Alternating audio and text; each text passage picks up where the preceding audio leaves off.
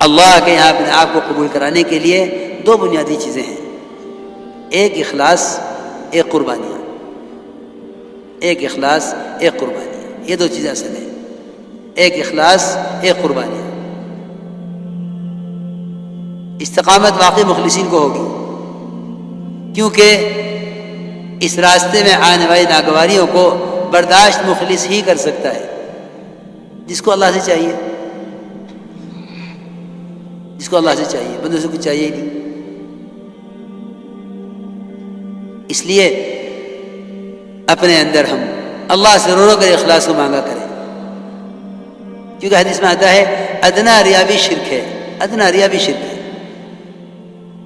ادنا ریا بھی شرک ہے۔ تو ایک ہے اخلاص کہ اللہ کے لیے ہونا، ایک ہے استخلاص کہ اس کام کو کام کا ہو کر کرو،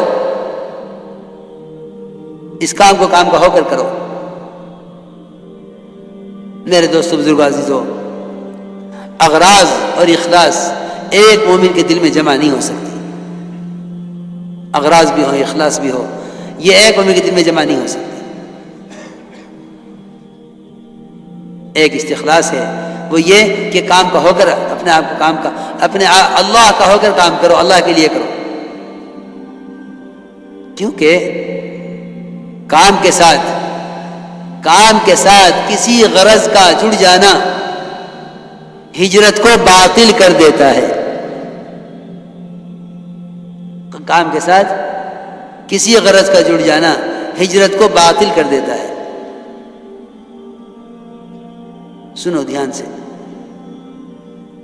ہجرت کو باطل کر دے گا کام کے ساتھ کسی غرض کا جڑ جانا۔ میں آپ کو قصہ سناتا ہوں۔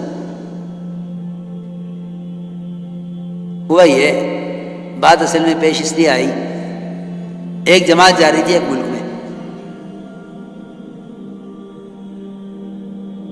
ایک جماعت جا رہی تھی ایک ملک میں۔ جماعت کے جانے کے وقت ایک صاحب ہو رہا ہے کہ جی مجھے بھی جماعت میں جوڑ دیا۔ بھئی تم پہلے سے کہاں تھے؟ تو ساتھیوں نے کہا کہ نہیں بھئی، یہ تو اصل میں بہت اچھی انگریزی جانتے ہیں اور بڑے پرانے ساتھی ہیں، فلاں ملک میں انگریزی کی ضرورت ہے، میری بات بہت دھیان سے سننا بھائی۔ تو یہ اپنے کسی تجارتی کام سے جا رہے ہیں، وہ اپنا تجارتی کام بھی کر لیں گے اور جماعتیں بھی جڑ جائیں گے۔ میں نے کہا نہیں بھائی، اس میں تو میں ان کو جوڑنے کا نہیں، یہ اپنا تجارتی کام کریں، جا کے کریں، جب بھی واپس آ جائیں گے تجارتی کام کر کے فارغ ہو جائیں گے اس سے، پھر ہم دیکھیں کوئی جماعت ہوگی اس میں جوڑ دیں گے ان کو۔ لیکن تجارت اور دعوت دونوں ساتھ چلیں، کہ جماعت بھی نکل جاؤں تجارت بھی کر لوں، میں نے کہا یہ تو نہیں ہونے گا۔ تو کہنے لگے کہ اس میں کیا حرج ہے؟ میں نے کہا دیکھو بات یہ ہے کہ ہم سیرت پر کبھی غور نہیں کرتے کہ ہمارے کام کا طریقہ مزاج، ہمارے کام کا طریقہ کیا ہے، مزاج کیا ہے۔ تو میں نے تو ان کو واقعہ سنایا کہ عمر رضی اللہ تعالیٰ عنہ نے اپنے ساتھی سے یہ فرمایا کہ جو شخص اللہ کے راستے میں نکلے، اللہ کے کلمے کو بلند کرنے کے لیے، اللہ کے دین کو پھیلانے کے لیے، اور پھر وہ شخص غیروں کے ہاتھوں قتل کر دیا جاوے، تو تم اس کو شہید مت کہو۔ ساتھیوں، عرض کیا مومنین، ایک آدمی اللہ کے راستے میں نکلا ہے، ایک آدمی اللہ کے راستے میں نکلا ہے اللہ کے کلمے کو بلند کرنے کے لیے، اللہ کے دین کو پھیلانے کے لیے، پھر وہ شہید کر دیا گیا، اس کی شہادت میں کیا شک ہے؟ حضرت عمر نے فرمایا دیکھو بات یہ ہے کہ یہ نکلا تو تھا بے شک اللہ کے کلمے کو بلند کرنے کے لیے اور دین کو پھیلانے کے لیے، لیکن نکلنے کے زمانے میں، اللہ کے راستے میں نکلنے کے زمانے میں، یہ بات یاد رکھنا، اللہ کے راستے میں نکلنے کے زمانے میں اس نے گزرتے ہوئے ایک چھوٹی سی تجارت کر لی، کچھ بیچا، کچھ خریدا، جس سے اس کو کچھ نفع ہو گیا، اور وہ نفع بھی آگے اللہ کے راستے بھی خرچ کرے گا۔ فرمایا کہ یہ آدمی اللہ کے یہاں شہید نہیں کہلائے گا۔ تم یہ کہو کہ اللہ کے راستے میں قتل ہو گیا ہے، اللہ اس کو اپنے فضل سے جنت میں داخل فرما لے۔ اس کے لیے دعا کرو کہ اللہ اس کو اپنے فضل سے جنت میں داخل فرما لے۔ واقعی شہید تو یہ نہیں ہے، کیونکہ تمہیں معلوم نہیں کہ اس نے نکلنے کے زمانے میں ایک چھوٹی سی تجارت کی ہے اور وہ تجارتی مال اس کی سواری پر رکھا ہوا ہے، یہ اللہ کے یہاں شہید نہیں کہلائے گا۔ اس لیے میرے دوستو عزیزوں، میں سوچ رہا تھا، میں نے کہا علماء نے تو یہ لکھا ہے کہ حج میں کوئی آدمی اگر تجارت بھی کر لے تو کوئی حرج نہیں ہے، لیس علیکم جناح ان تبتغوا فضلا من ربکم، کہ تجارت بھی کر سکتے ہو حج کے ساتھ، حالانکہ فریضہ ہے اور زندگی میں صرف ایک مرتبہ فرض ہے، اس میں تجارت کی جا سکتی ہے۔ یہ کام اتنا نازک کام ہے کہ اپنی ہجرت، اللہ کے راستے کے خروج کو اللہ کے لیے اتنا خالص کر لو کہ اس میں ذاتی کوئی کام اگر شریک شامل کر لیا تو ہجرت متاثر ہو گئی۔ فرمایا حضرت عمر نے کہ یہ آدمی شہید نہیں کہلاوے گا اللہ کے یہاں، اس کو شہادت درجہ نہیں ملے گا۔ کیوں؟ کہ یہ مہاجر نہیں ہے۔ مہاجر تو صرف اس کو کہتے ہیں جس کے نکلنے کی کوئی غرض نہیں سوائے اللہ کے کلمے کو بلند کرنے اور اللہ کے دین کو پھیلانے کے، اس کے علاوہ کسی چیز کا بھی ارادہ نہ کرے۔ کہ ایک صحابی نے عرض کیا کہ یا رسول اللہ، میں اللہ کے راستے میں نکلنا چاہتا ہوں کہ اس لیے نکلتا ہوں مجھے ایک تیر مل جاوے۔ آپ نے فرمایا تیرے لیے اللہ کے راستے میں نکل کر اس تیر کے سوا دنیا اور آخرت میں کچھ نہیں ہے، اس تیر کے سوا اور کچھ نہیں ہے۔ اس لیے میرے دوستو بزرگوں عزیزوں، اسے کہتے ہیں استخلاص، کہ اس راستے میں اللہ کے ہو کر، اللہ کے کام کے ہو کر نکلے،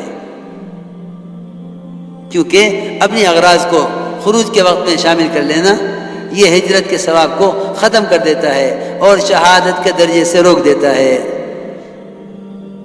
اس میں حضرت عمر کا واقعہ سنایا ہے۔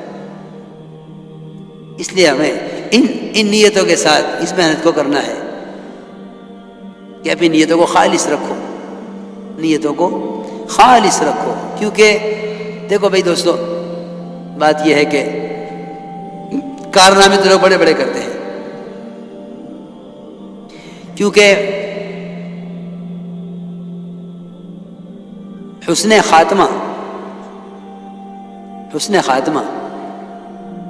کہ حسن خاتمہ جو ہے وہ صرف حسن عمل پر نہیں ہے بلکہ حسن نیت بھی شرط ہے۔ حسن نیت، حسن عمل، یہ دونوں چیزیں ہوں حسن خاتمہ، تو پھر حسن خاتمہ کی امید کی جا سکتی ہے۔ ورنہ یہ بات نہیں ہے کہ ایک آدمی نے بڑا اچھا کام کیا ہے تو اب اس کے اس اچھے عمل کی وجہ سے اس کا خاتمہ جو ہے، اس کا خاتمہ بھی اچھا ہو جائے۔ دیکھو میری بات دھیان سے سننا بھائی، بڑے بڑے کارنامے لوگ انجام دیتے ہیں، بڑے بڑے کارنامے انجام دیتے ہیں لوگ دنیا میں، زندگی یعنی دنیا کے تمام شعبوں میں، حکومت میں، تجارت میں، زراعت میں، دعوت اور تبلیغ میں، جتنے بھی شعبے ہیں لوگ اس میں بڑے بڑے کارنامے انجام دیتے ہیں۔ وہ کیا ہوتے ہیں کہ جی ہم نے فلاں کام، فلاں کی یہ مدد کی ہے، ہم نے فلاں کام میں یہ کارنامہ انجام دیا ہے، لیکن یہ بات یاد رکھنا ہمیشہ کہ حسن خاتمہ حسن نیت پر ہوگا، محض حسن عمل پر نہیں ہوگا۔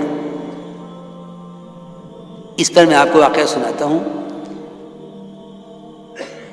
صحابہ کرام کا مقابلہ تھا مشرکین کے ساتھ، ایک طرف صحابہ کی فوج، ایک طرف مشرکین۔ صحابہ فرماتے ہیں اچانک ہم نے دیکھا کہ ہمارے درمیان میں ایک آدمی، اور وہ اتنا زبردست حملہ کرتا تھا مشرکین پر کہ ایک ہی حملے میں اس نے 7-8 مشرکین کو قتل کر دیا۔ صحابہ فرماتے ہیں ہم حیران ہو گئے کہ یہ آدمی کون ہے؟ چنانچہ اس آدمی کی وجہ سے، قزمان اس کا نام تھا، قزمان کی وجہ سے صحابہ کو فتح ہو گئی اور مشرکین کو شکست ہو گئی۔ صحابہ حیران تھے۔ پھر یہ جنگ کا میدان صاف ہو گیا، مشرکین چلے گئے، بھاگ گئے، فتح صحابہ کو ہو گئی۔ تو یہ قزمان کیونکہ زخم بہت آ گئے تھے تو ایک طرف پڑے ہوئے تھے میدان میں، سارے صحابہ جمع ہو گئے ان پر اور کہنے لگے قزمان تمہارے لیے بڑی خوشخبری ہے، آج تم نے کمال کر دیے، تمہاری وجہ سے ہمیں فتح ہو گئی۔ قزمان نے کہا مجھے کہیں کی خوشخبری سنا رہے ہو؟ تم میری قوم کے لوگ ہو، تم میری قوم کے لوگ ہو، میں نے اپنی قوم کا ساتھ دیا ہے، خوشخبری تو اس کو سناؤ جس نے اللہ کے لیے کیا ہو۔ حالانکہ صحابہ کی مدد کی ہے، صحابہ کی مدد اسلام کی مدد، لیکن قزمان نے صاف کہہ دیا کہ میں نے تو، تم میری قوم کے لوگ ہو اس لیے میں نے تمہاری مدد کی ہے۔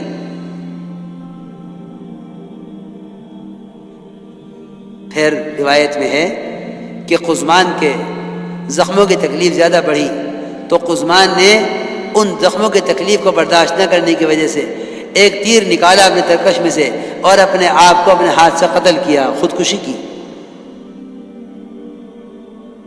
یہ میں عرض کرنا چاہتا تھا۔